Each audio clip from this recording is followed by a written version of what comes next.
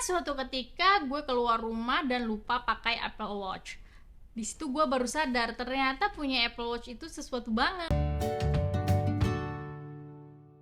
Halo, salam kenal, gue Fitri dan kalian lagi nonton channel Appler ID. Di channel ini gue banyak ngomong tentang Apple, baik dari segi produk, service, maupun Apple sebagai brand itu sendiri. Jadi kalau kalian suka sama hal-hal tersebut, consider to subscribe dan nyalain lonceng ya. Ini Apple Watch yang gue baru pakai tahun ini, Apple Watch SE 2020. SE itu apa sih? Super ekonomis, standard edition. Jadi SE itu adalah special edition.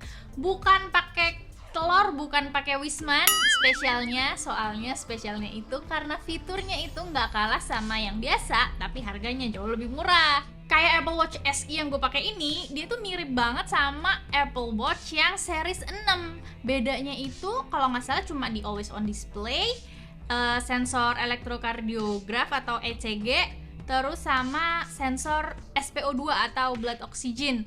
Nah itu, tapi bedanya itu kalau ini kan harganya sekitar 3 jutaan. Bedanya itu sampai sejutaan lebih di marketplace. Bahkan kalau kita beli di iBox itu bedanya bisa sampai 1,5 juta. Apalagi bisa dibilang punya smartwatch itu kayak sesuatu yang penting gak penting gitu gak sih? Makanya sebelum beli Apple Watch ada 5 pertanyaan yang bisa kita pertimbangkan nih. Yang pertama, bakal dipakai apa enggak? Seriusan loh ini. Kalau kalian termasuk orang yang suka impulsif beli barang terus dipakai semangat di awal-awal doang dan berakhir di pojokan berdebu, ya kayaknya kalian perlu mikir lagi sih ya. Apalagi kalau kalian nggak terbiasa pakai sesuatu di pergelangan tangan. Bisa aja kan kalau misalnya nih lagi main ke mall terus pas lagi waktunya sholat, wudhu, ditaruh, ketinggalan, habis itu nasib. Tapi sebenarnya kalau wudhu pakai Apple Watch nggak harus selalu dilepas sih. Asalkan air itu bisa masuk ke sela-sela dan dipastikan kulit itu kena sama air wudhu dan wudhunya sah, nggak masalah.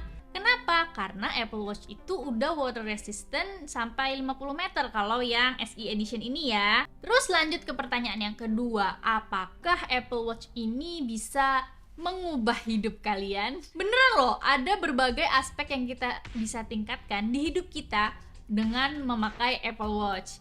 Misalnya dari segi kebugaran, kualitas tidur, sampai merencanakan masa depan. Di kasus gue yang mostly stay di rumah, Apple Watch ini ngebantu banget gue buat ngukur seberapa aktif gue di rumah, biar gak jadi kaum sedentary alias mager gitu loh. Asiknya di Apple Watch ini ada 3 ring yang mensimulasikan seberapa aktif kita. Kalau ketiganya close, rasanya tuh achievement unlock gitu loh. Udah gitu ada badge-badge yang bisa kita dapetin, yang bisa memotivasi kita untuk terus semangat olahraga. Kualitas hidup kita juga bisa berubah dengan pola hidup yang teratur. Misalnya, apakah kita tidur cukup atau enggak gitu kan. Meski nggak bisa dijadiin patokan saklek, tapi ada nih kayak semacam wind down misalnya yang ngingetin kita lewat Apple Watch gitu, supaya kita bisa relax sebelum tidur, jauh dari gadget dan sebagainya, sehingga tidur kita jadi lebih nyenyak dan berkualitas. Udah gitu bangun pagi bisa diingetin sama mindfulness buat inhale, exhale. Sama lah kayak mantra-mantra generasi sandwich. Dan untuk membantu merencanakan masa depan buat para ciwi-ciwi nih, kita bisa pakai cycle tracking buat mantau siklus bulanan kita. Gue buat yang udah nikah bisa buat mantau masa subur nih buat family planning. Yang ketiga, apakah kalian butuh distraksi supaya nggak bentar-bentar cek handphone, bentar-bentar cek handphone? Kadang kita gitu ya, misalnya kita lagi nunggu balasan WhatsApp, terus ada notif bunyi, kita benernya cuma ngecek balasan itu doang. Terus habis itu ada notif dari Twitter, dari Instagram, udah deh habis itu jadi scrolling sejam lewat. Enaknya kalau pakai Apple Watch kita bisa ngecek notif penting tanpa harus buka-buka handphone. Kalau misalnya kita butuh balas panjang atau gimana, baru deh kita ambil handphone kita. Di kasus gue, semenjak gue pakai Apple Watch, gue tuh sering masukin iPhone ke tas biar gak bentar-bentar ngecek handphone, bentar-bentar ngecek handphone. Kalau misalnya ada WA mau balas ya bisa langsung dari situ juga. Malah kalau di series 7 ke atas itu ada input keyboard, jadi bisa ngetik di situ juga. Itulah mengapa pas tadi gue bilang kos gue keluar lupa pakai Apple Watch, rasanya tuh jadi sesuatu banget ya, karena gue jadi nggak ngecek handphone, nggak sadar kok Apple Watch gue nggak geter-geter, ternyata ya emang lagi nggak dipakai. Tapi kalau lo tipikal yang nggak peduli sama notif, atau kalau bisa mah HP dimatiin gitu pas di luar jam kerja biar nggak dikejar-kejar atasan, ya itu sih kayaknya perlu reconsider ya kalau mau beli Apple Watch. Atau simply nggak usah nyalain notif atau nggak usah install yang WhatsApp misalnya di Apple Watch kalian, jadi nggak dijadiin sarana buat extension buat notifikasi komunikasi gitu.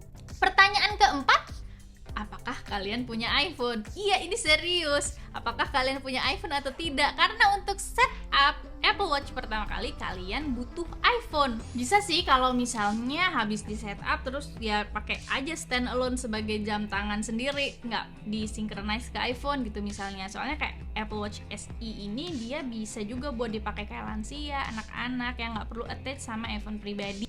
Tapi jadi sayang aja ya gitu, karena fiturnya kan jadi nggak maksimal gitu. Kalau misalnya handphonenya Android ya better pakai misalnya Galaxy Watch Active atau pakai Fitbit gitu. Dan yang terakhir, apakah kalian siap untuk ngecas tiap hari? Yeah, this is seriously the main problem of Apple Watch. Sungguh permasalahan battery life Apple Watch ini kayaknya harus jadi semacam perhatian utama deh buat si Apple nih untuk peningkatan di produk-produk selanjutnya. Gue tadinya berharap Apple Watch Series 8 ini bakalan kayak ngasih improvement battery life yang signifikan banget, tapi kayaknya sih sampai yang ultra sekalipun gue baca-baca tuh cuma 36 jam juga, nggak jauh beda kan berarti ya, cuma sekitar ya nggak nyampe 2 hari gitu. Kayak gue nih kalau ngecas nih harus maksimal ini nih sehari lebih, sehari setengah gitulah ya kali, harus langsung gue cas, kalau nggak ya udah mati. Jadi gitu kira-kira 5 pertanyaan yang bisa jadi bahan pertimbangan kalian yang mau beli Apple Watch misalnya, sebagai misalnya pengguna pertama kali. Dari semua hal itu ada sih hal lain yang juga krusial, misalnya budget gitu kan. Kalau kalian ada budgetnya mau beli yang ultra sekalipun kalau bisa mah nggak masalah gitu kan, atau yang misalnya Series 8. Tapi kalau buat kebutuhan gue pribadi, gue udah ngerasa cukup dengan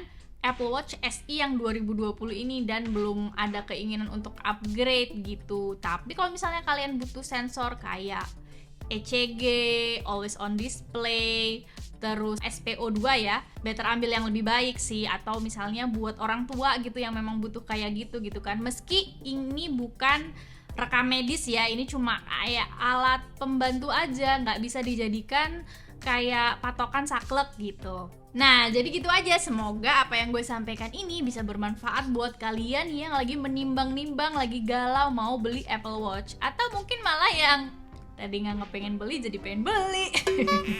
Please like kalau kalian suka video ini, dan kalau kalian gak suka video ini, kalian tahu apa yang harus kalian lakukan meski gue gak berharap kalian melakukannya. Consider to subscribe dan nyalain lonceng ya. Gue Fitri pamit, bye!